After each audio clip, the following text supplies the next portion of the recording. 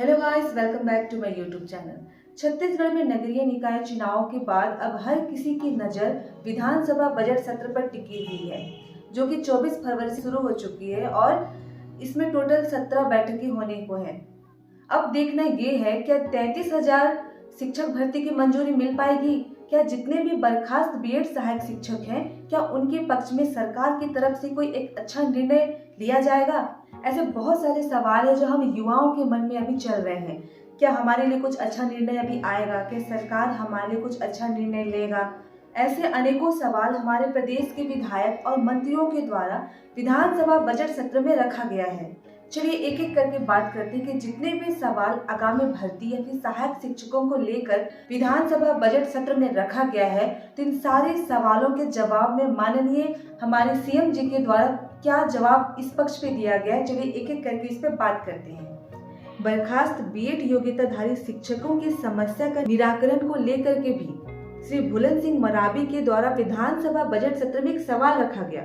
इसके जवाब में मुख्यमंत्री जी ने कहा कि वो समिति का गठन कर रहे हैं। बीएड सहायक शिक्षकों को जॉब से निकाले लगभग 2 महीने होने को है। इन पूरे 2 महीनों में बीएड सहायक शिक्षकों ने अपनी जॉब को बचाने के लिए कितने सारे आंदोलन, संघर्ष भी किए।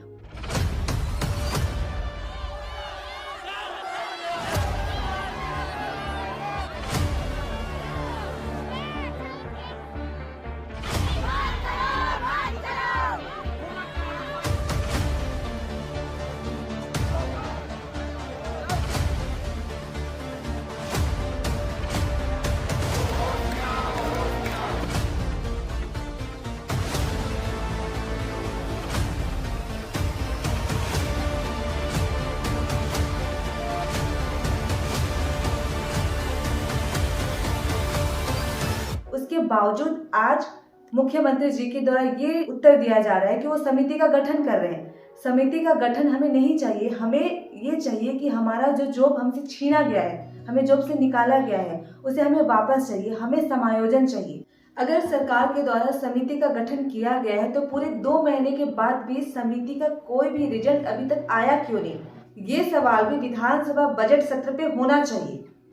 साथ ही प्रदेश में जितने भी हाई स्कूल हैं, हायर सेकेंडरी में जितने भी व्याख्याता के पद रिक्त हैं, उससे संबंधित सवाल भी श्री ईश्वर साहू के द्वारा रखा गया, जिसके संदर्भ में माननीय मुख्यमंत्री जी के द्वारा ये जवाब में आया कि समय सीमा बता पाना अभी संभव नहीं है। पूरे प्रदेश में इतने व्याख्याता के पद, शिक्षक के पद, सहायक शिक्षक के पद रिक्त है।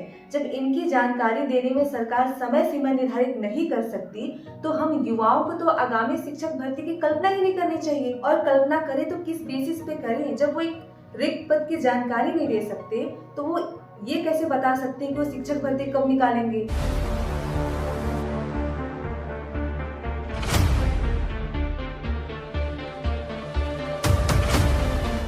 विधानसभा चुनाव के टाइम सरकार ने 57,000 शिक्षक भर्ती की घोषणा की थी।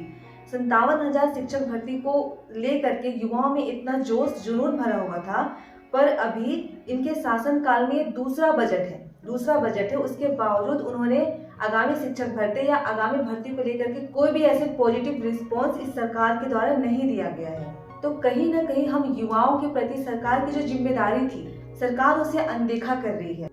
अगर इस बजट सत्र में हम युवाओं को लेकर सरकार के द्वारा अगर कोई भी सकारात्मक निर्णय नहीं लिया जाता है, और अगर सरकार अपने किए वादे को पूरा नहीं करती है, तो जिस तरीके से वैसे आगामी चुनाव में हो सकता है।